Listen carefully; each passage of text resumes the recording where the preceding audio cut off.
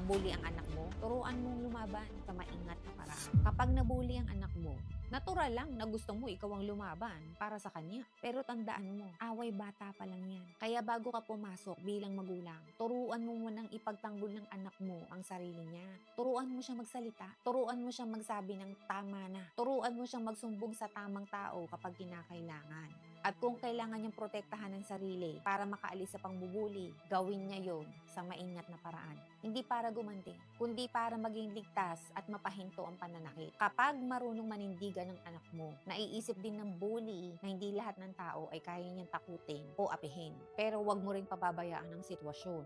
Aba, kapag paulit-ulit na ang pangbubuli, may seryosong pananakit o ramdam ng anak mo na hindi na siya ligtas, doon na dapat kumilos ang mga magulang at ang paaralan. Hindi para makipag-away, kundi para mapanagot ang mali at maprotektahan ang lahat ng bata. Tama naman, turuan mo maging mabait ang anak mo, pero turuan mo rin siyang maging matapang. Ang tunay na tapang ay marunong manindigan ng may disiplina, respeto at maingat na paraan.